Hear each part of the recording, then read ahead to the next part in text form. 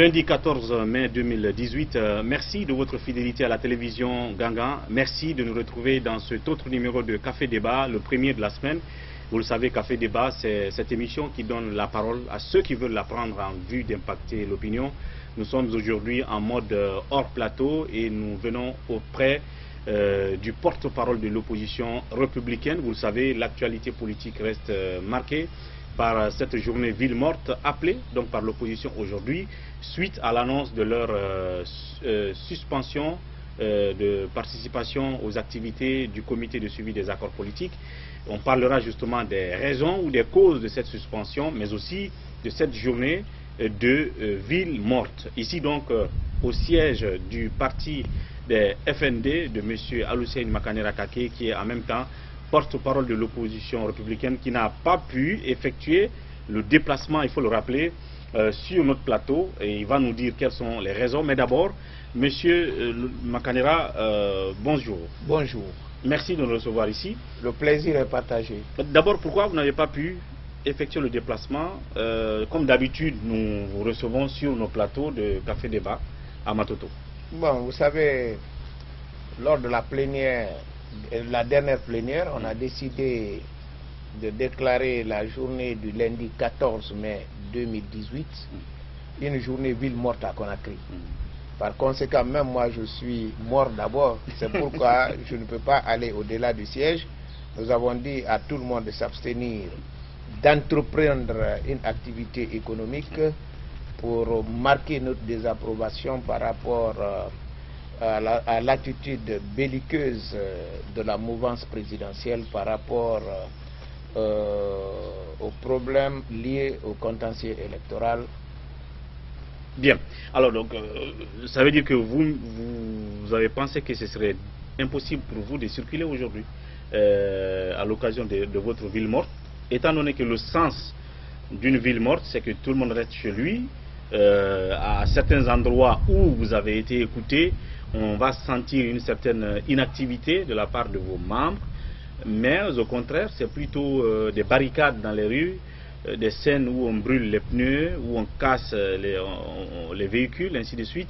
Donc c'est par peur sûrement de ne pas pouvoir traverser ces scènes-là de violence que vous n'avez pas pu bouger, ou tout simplement parce que vous voulez être fidèle à l'esprit de votre ville morte. Je crois que c'est ce que j'ai dit. J'ai été clair.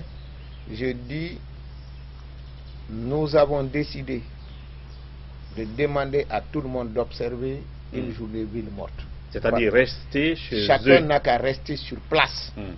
C'est pourquoi je dis que je ne devais pas aller au-delà du siège. Pourtant, on a vu des gens aujourd'hui dans les rues, comme c'est le cas à chaque fois que vous demandez des villes mortes, brûler les pneus, barrer les routes, s'en prendre à des passants. Est-ce que c'est ça l'esprit de la ville morte, ou est-ce que ces gens ne sont pas des vôtres? Je voudrais d'abord, pour apprécier un événement, il faut prendre toutes les dimensions.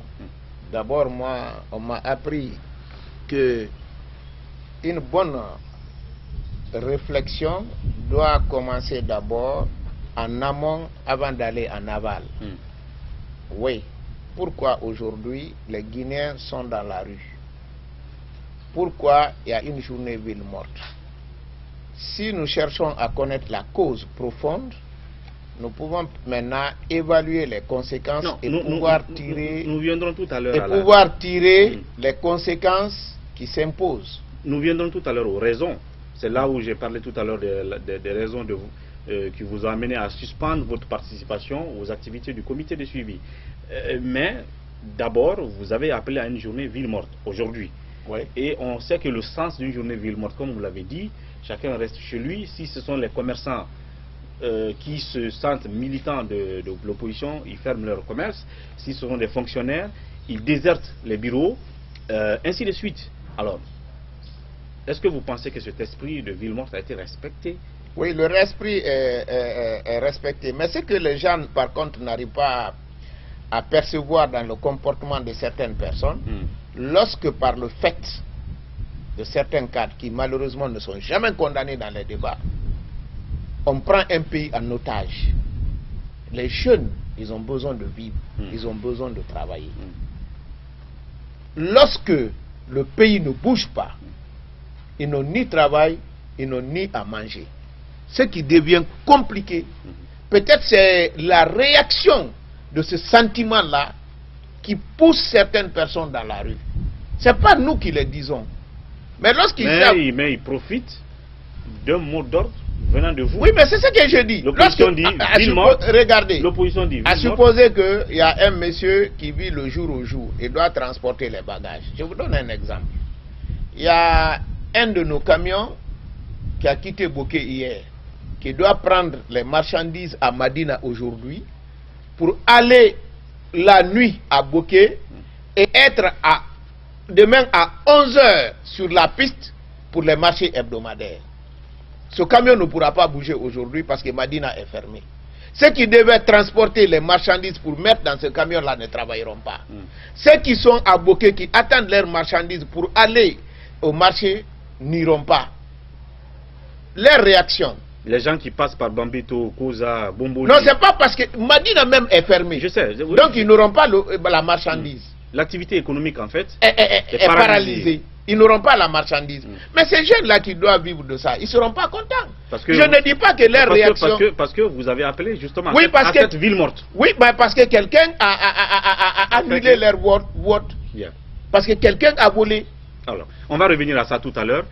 Mais globalement, en tant que porte-parole de l'opposition, vous êtes resté justement au bureau ici, sans doute pour prendre les informations, recouper les informations ici et là.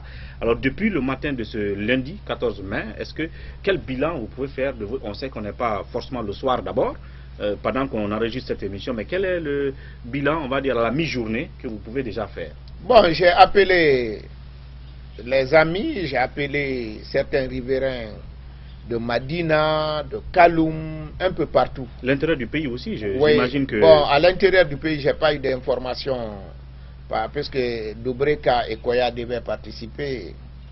Mais pour la capitale, d'après les informations que nous avons à notre disposition, la ville morte a été un succès. Pour la simple raison, quand vous prenez le transport, il est constant de constater aujourd'hui que vous n'avez pas les 50%. Et deuxièmement, le commerce, vous n'avez pas plus de 15% fonctionnel. Et quand vous prenez les autres activités annexes, le service et autres, c'est presque inexistant.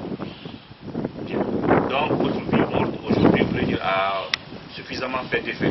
Oui, ça a suffisamment fait d'effet. Je crois que ça doit pouvoir faire réfléchir ceux qui ont l'autorité pour pouvoir trouver rapidement la solution au contentieux électoral et surtout l'application de l'accord du 12 octobre 2016. Revenons donc, vous êtes le porte-parole de cette opposition républicaine. Vous avez décidé d'aller, en tout cas, à travers la personne du chef de file de l'opposition, voir le président de la République, répondre à son invitation. Et ensemble, vous avez décidé de repartir au sein du comité de suivi, reprendre les pourparlers.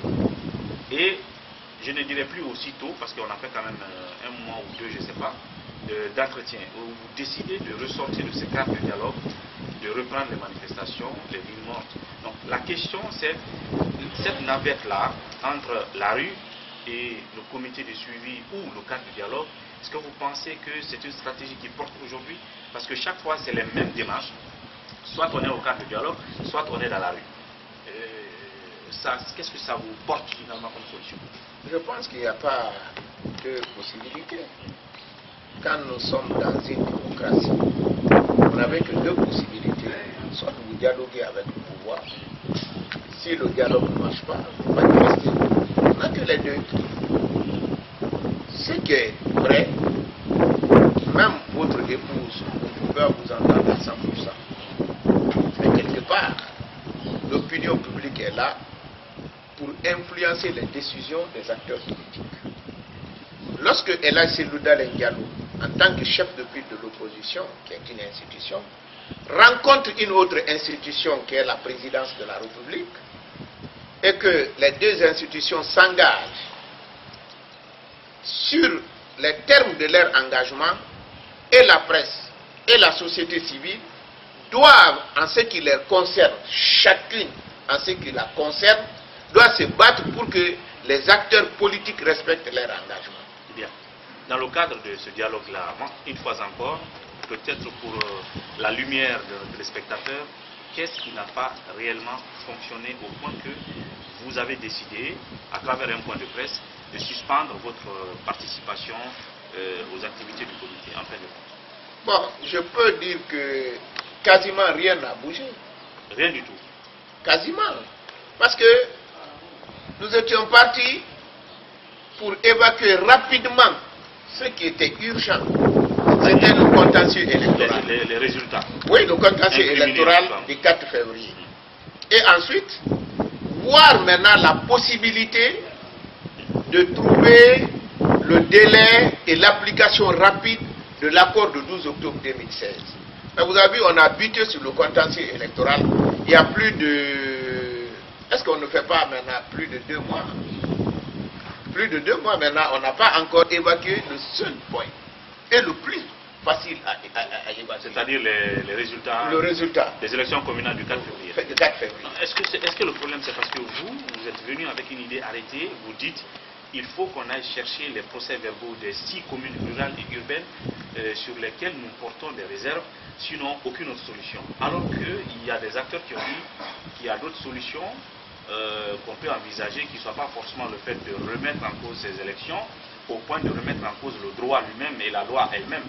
Alors, est-ce que ce n'est pas votre inflexibilité qui fait que vous n'avez pas trouvé un terrain d'entente et avec la mouvance et avec les autres acteurs du comité, parce que même la communauté internationale représentée, il paraît qu'ils vous ont proposé des schémas de sortie de crise. Oui, effectivement. Mais peut-être que vous n'avez pas la bonne information. Et c'est quoi donc la bonne information? La bonne information, c'est que quand on est arrivé, nous avons exigé ce qui est vraiment logique et conforme à la loi, la publication des vrais résultats, puisque nous les détenons à travers des procès-verbaux. Mais la communauté internationale... résultats en mettant en cause les jugements faits par les tribunaux. Bon, vous savez, à chaque fois que vous me parlez de jugement ou de respect de loi, je me pose la question, quelle loi? Parce que si c'est le code électoral, ce code-là comporte 250 articles. Vous ne pouvez pas violer plus de la moitié des articles et vous dites que vous respectez cette loi. Ce n'est pas la publication d'un seul résultat à partir du juge que vous avez respecté la loi. Et je voudrais attirer l'attention de ceux qui nous regardent aussi, que la loi, elle est faite pour les élections. Elle est faite pour que les élections soient transparentes, crédibles. Pour que le Guinéen, quand il vote, que son vote soit pris en compte pour celui auquel il a donné sa voix. Je crois que c'est là-bas le débat devait se concentrer. Et même les conséquences futures. À supposer aujourd'hui, les gens s'agrippent du fait que, parce qu'une seule personne, le juge c'est une personne physique, qui n'est pas à l'abri de beaucoup de choses. Maintenant, si on dit dès qu'une seule personne se prononce, c'est fini, il n'y a aucune autre solution. Mais si demain vous allez aux élections législatives et que les mêmes personnes se prononcent de la même manière, mais vous allez tuer la démocratie dans notre pays. C'est pourquoi le législateur a tout prévu. D'abord, le législateur a dit, quand vous prenez le code électoral, l'article 86, il est clair, sans ambiguïté. En aucun cas, le résultat sorti du bureau de vote ne peut être modifié. Par un magistrat? Ne peut être modifié par personne. Qui que ce soit. Alors, qui que ce soit. Alors, moi, je crois que si on voulait vraiment un débat important, d'abord, la première question qu'on devait se poser, qu'est-ce qu'il faut pour qu'il y ait de bonnes élections, pour que personne ne puisse être triché lors des élections. Bien. Ça, c'est le premier débat. Deuxièmement, est-ce que cette fois-ci-là, il y a eu réellement des procès-verbaux qui ont été modifiés, annulés ou écartés? Si oui, maintenant nous concentrons nos forces. Si oui, je pense que ce oui-là est presque partagé par beaucoup de gens, même certains de la mouvance. Maintenant, nous concentrons nos efforts pour éviter que les voix des Guinéens ne soient annulées. Chacun maintenant cherche la solution. Mais il faut d'abord qu'on soit d'accord sur ce que nous recherchons. Nous voulons rétablir les Guinéens dans leurs droits. Si l'opposition, la mouvance, la société civile, la presse, nous étions tous d'accord sur ce schéma, on avait trouvé la solution il y a longtemps. Mais lorsqu'on va s'approcher, non, quand la loi elle est dite, c'est fini. Donc on laisse l'essentiel. Parce que l'objet de cette loi, et même la justice là, c'est pour les élections. On ne peut pas mettre l'élection maintenant à la dernière position. La première des positions, moi je pense la démarche logique voudrait qu'on pose ces deux questions. Est-ce que les procès-verbaux ont été changés? Si oui, qu'est-ce qu'il faut pour établir les gens dans la loi? Bien.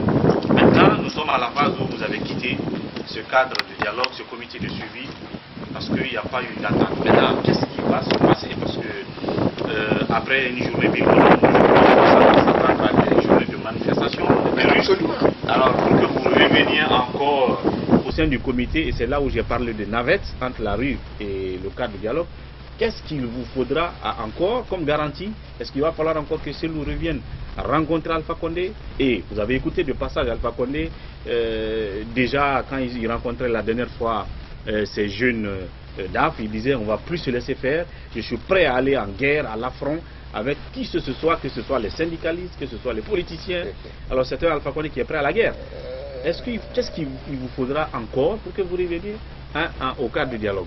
D'abord, avant de répondre, avant de réagir par rapport à ce que le professeur a dit, je voudrais vous faire vous rappeler les propositions des partenaires techniques et financiers, les PTF. C'est-à-dire... Nous, on a demandé la publication des vrais résultats.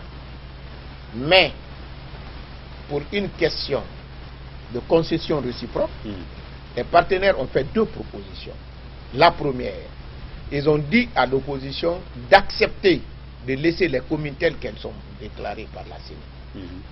Mais que les quartiers, parce que les présidents du conseil des quartiers ont déjà les résultats, ils savent que c'est eux. Parce que les élections là étaient à deux niveaux. Celui qui veut être maire, faire la campagne pour être maire. Celui qui veut être président du conseil de quartier, contrairement à ce qu'on vous a fait croire tout le temps que c'est antidémocratique, on va nommer ceci, cela, lui il fait sa campagne pour qu'il soit président du conseil de quartier. Parce qu'il sait que si sa liste passe première dans ce quartier là, c'est lui. Lui il a son résultat. Donc il a dit, il faut donner le poste à ces gens là qui ont été élus dans leur quartier. La mouvance s'est opposée à cela. À la proposition, à cette proposition de la communauté internationale. Après, la communauté internationale dit, puisque vous êtes d'accord sur le principe de l'annulation partielle, 12 communes, les gens vont penser que c'est 12 communes sur 300 et quelques. Non, quand vous calculez comme ça, vous vous trompez. Parce que quand vous prenez Matoto, vous avez près d'1 million de personnes. Ça fait combien de communes à l'intérieur du pays, des communes de 10 000 ou bien de 20 000? Ça peut faire 200 communes. Donc si vous prenez de grandes communes comme Matoto, comme Matam, comme Kindia, c'est presque la moitié, vous reprenez encore l'autre élection. Mais les gens ne réalisent pas ça et ils calculent seulement 12 communes, 12 communes. Mais il faut aller au-delà. Bien. Donc, comme vous êtes d'accord sur le principe de l'élection, de l'annulation partielle, donc prenons les 252 bureaux de vote où on a les preuves que les PIB ont été modifiés. Organisons les élections dans ces 252 bureaux de vote, c'est plus réaliste, c'est moins coûteux et c'est même possible. Les 12 communes là, je ne crois même pas. On a fait 7 ans pour organiser les élections. C'est ce que les représentants de la communauté ont proposé. Mais la mouvance dit encore avec ça aussi, net. Ça veut dire que ils n'ont aucune volonté. Parce que même si nous disons aujourd'hui, organisons dans les 12 communes encore, ils diront net. Et la mouvance, elle a proposé quoi? On a entendu parler de délégation spéciale, je ne sais pas. Bon, moi, je n'ai pas entendu ça. Moi, la seule proposition de la mouvance qui m'a paru une concession, petite soit-elle, c'est de dire de reprendre les élections. Dans l'ensemble? Oui, ils ont dit de reprendre dans l'ensemble, dans les 12 communes. Ok. Oui, mais pour celui qui fait une analyse superficielle, pense que c'est 12 sur 300. Alors quand vous prenez les 12 là, ça peut être 200 sur 300. Les circonscriptions, en tenant compte des circonscriptions électorales. Oui, oui, en tenant compte de potentiel électoral. Et pour vous, ce n'est pas la solution viable quand ils disent de reprendre les élections? Non, pas du tout, parce qu'on n'est même pas sûr si ça. Vous ne pouvez pas... S'il y a les moyens, s'il y a les moyens, quels sont les temps. Et puis d'ailleurs, les gens ont gagné. Ils ont les résultats, ils n'ont pas de problème. Comment les convaincre maintenant d'aller aux élections là-bas encore? Toi, tu as gagné. On t'a déclaré gagné, tu n'as aucun problème. On dit maintenant, ici, tu as gagné, c'est effectif, mais maintenant, tu vas repartir. On doit reprendre. Mais ils n'accepteront pas. Donc, plutôt que de reprendre, vous pensez qu'il faut aller dans les bureaux de vote où il y a le contentieux. On récupère les documents, je veux les procès-verbaux de Ce qui était vraiment cohérent, clair, c'est d'aller, puisque le législateur a prévu ce cas de figure. Qu'est-ce que le législateur a prévu? Il a dit qu'il faut faire plusieurs copies. C'est pourquoi si vous avez des difficultés avec une copie, vous pouvez retracer.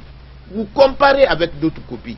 Il y a le président de la CENI qui ne devait même pas proclamer les résultats sans regarder sa copie. Parce qu'on l'envoie la copie la voie la plus rapide.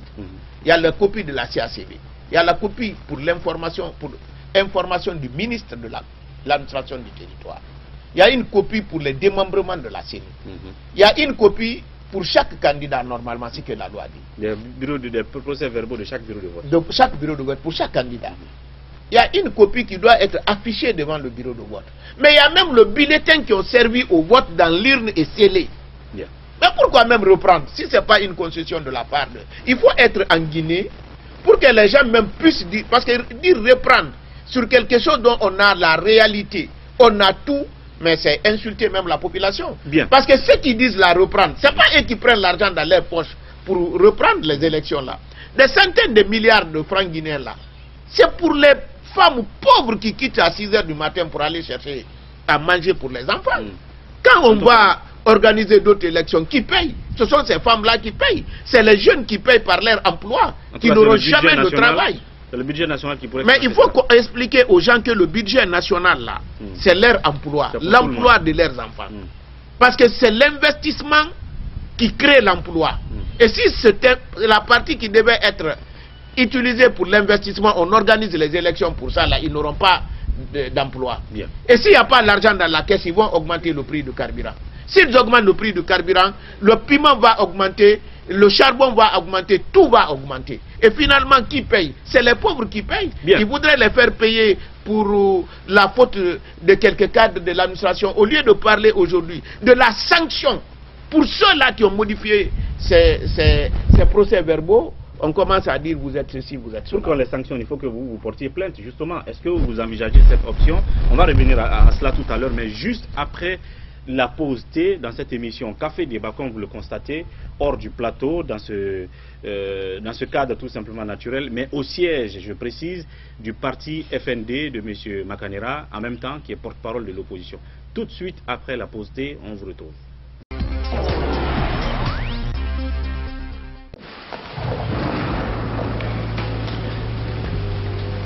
Il existe des choses qui nous donnent la force et l'audace d'aller au-delà de notre imagination. Le thé Akbar. Le thé Akbar est fabriqué en utilisant uniquement les feuilles soigneusement sélectionnées en provenance de Ceylon. La qualité du thé Akbar a été évaluée selon les normes les plus strictes par des experts en dégustation qui se sont appuyés sur près d'un siècle d'expertise dans ce domaine. Premier producteur de thé, vous pouvez faire confiance à la famille Akbar pour vous garantir votre santé. Seule la meilleure tasse de thé peut vous procurer de la fraîcheur. Thé Akbar, le leader mondial.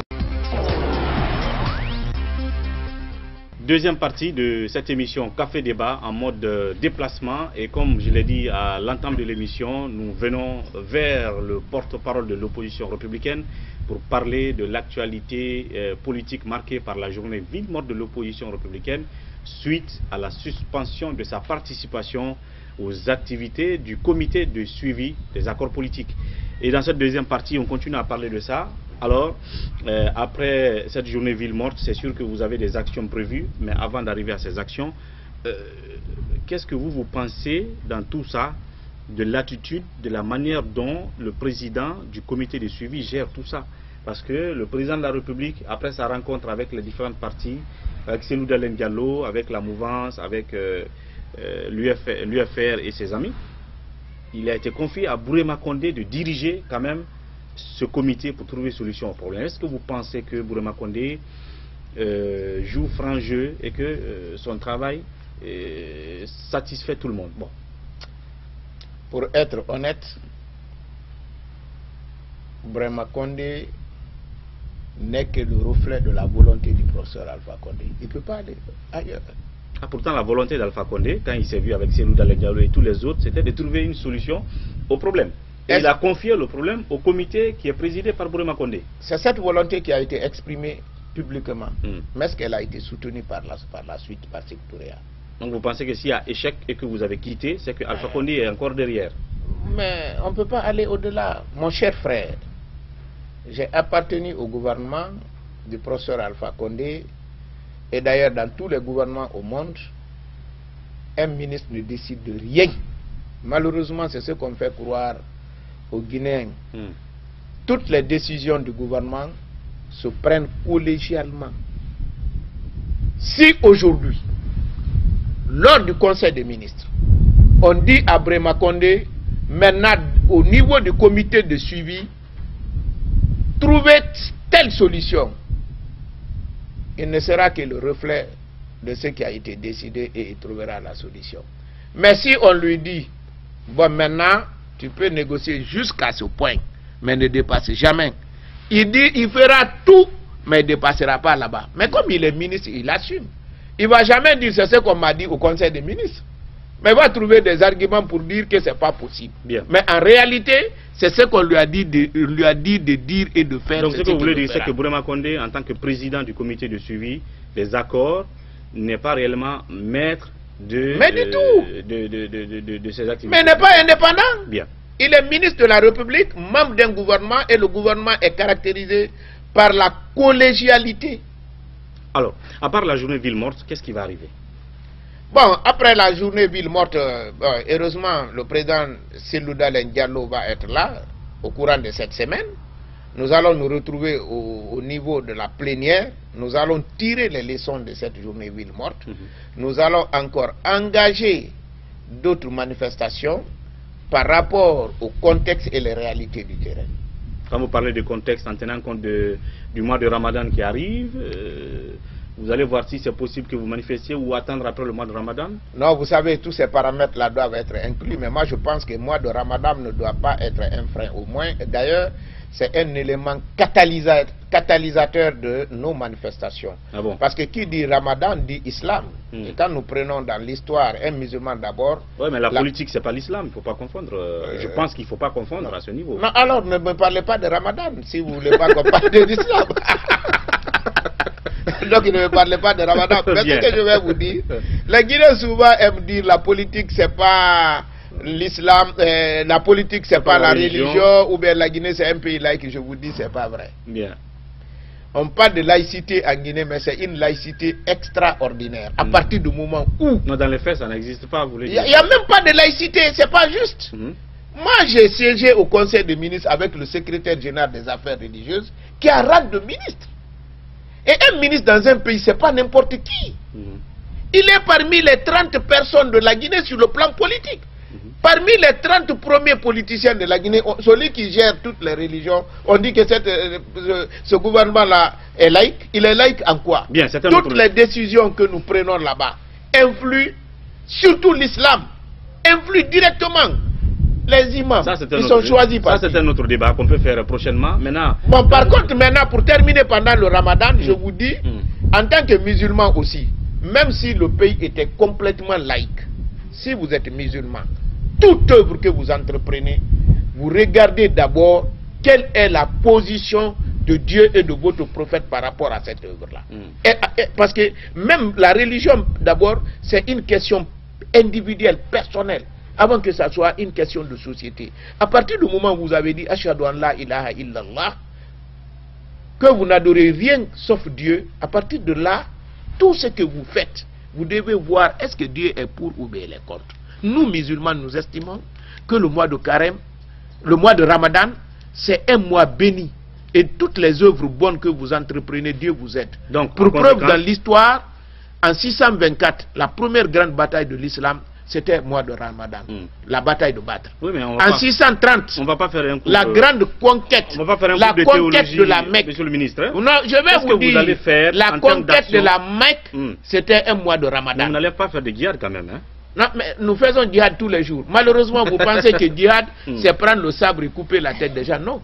Djihad, c'est l'effort sur le chemin de Dieu. C'est faire violence sur vous pour ne pas mentir, pour ne pas voler, pour lutter contre l'injustice et chercher à rétablir les gens dans leurs droits. C'est ça, djihad. Bien. En tout cas, on le comprend dans le sens de... C'est une partie de djihad. Dans le sens c'est la plus grande djihad d'ailleurs. Bien.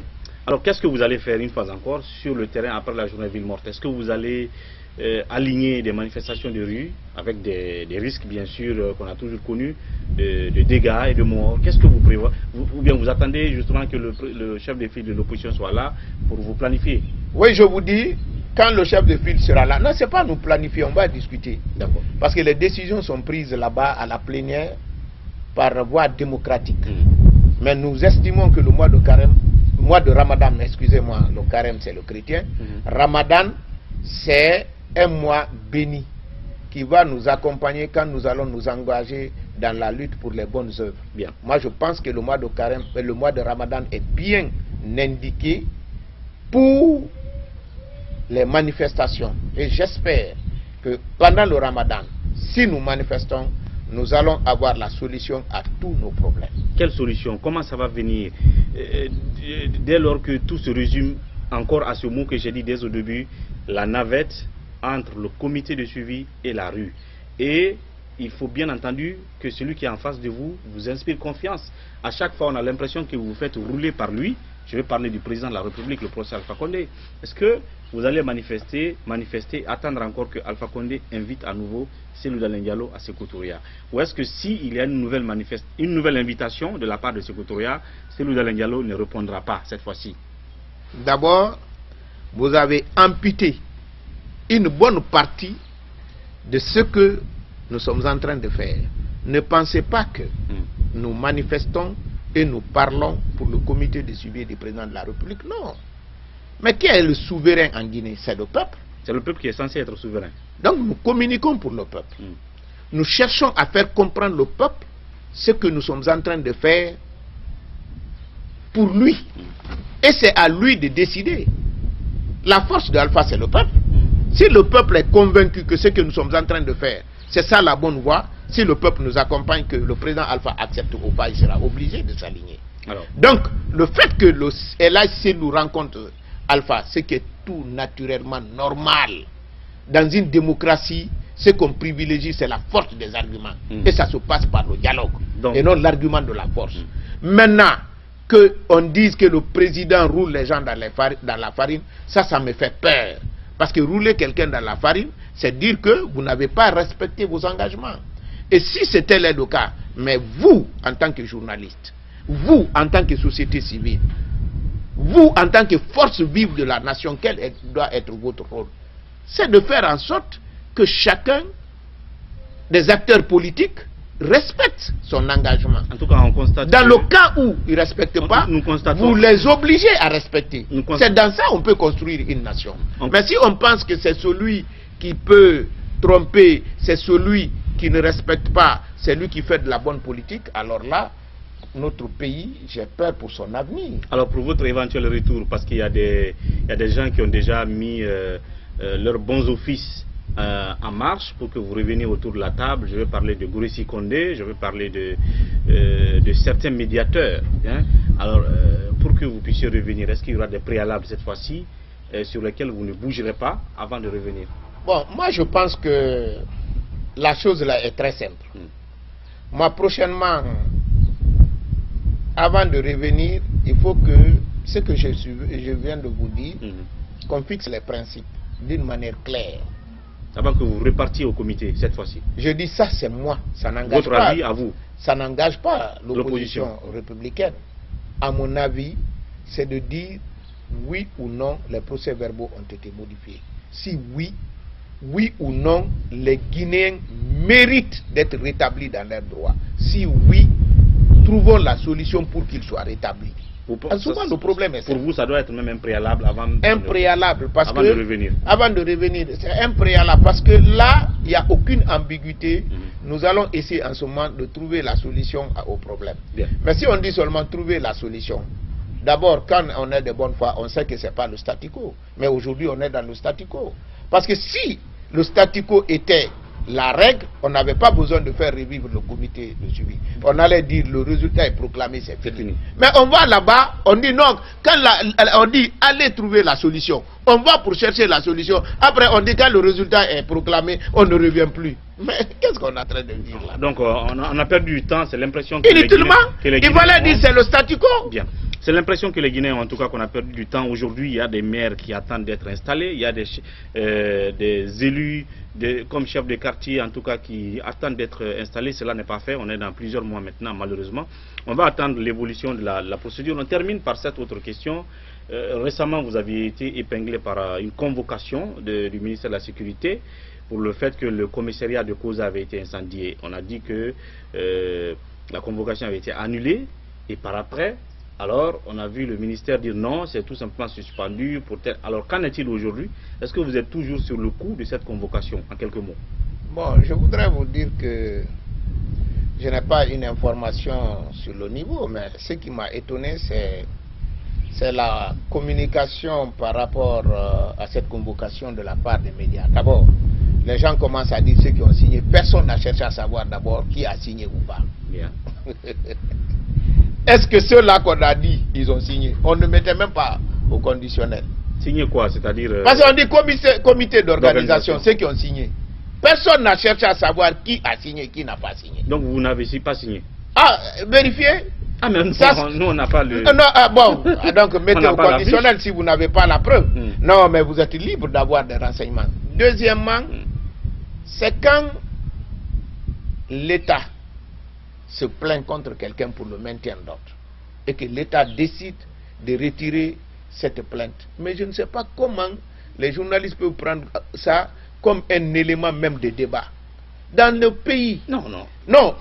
Parce que j'ai vu certains journalistes dire non, il a fait une interférence dans le judiciaire, tout ça là. C'est le ministère de la Sécurité qui... On a fait le commentaire, hein. Je vous dis... Certains hommes de droit qui pensaient que c'était pas normal et les médias... Moi je vous dis, c'est le ministère de la Sécurité qui s'est plaint. Le chef de l'exécutif, c'est le président de la République. Maintenant, qu'en est-il aujourd'hui? Vous pensez que c'est fini ou est-ce que ça continue? Non, bon, moi, je n'ai... C'est-à-dire, je me reproche de rien. Bien. Et il n'y a pas de poursuite? Je sais pas. Bon, je vous dis, je n'en sais absolument rien. Ce que je sais, c'est qu'ils ont annulé. Je ne me reproche de rien, je n'ai rien fait. Et même ceux qui ont écrit, tout ce qu'ils ont dit, c'est pas juste. Et même si il y avait des gens qui avaient signé, le premier rôle de la fonction de l'État, le premier, c'est le maintien d'ordre. Bien, vous l'avez suffisamment dit depuis.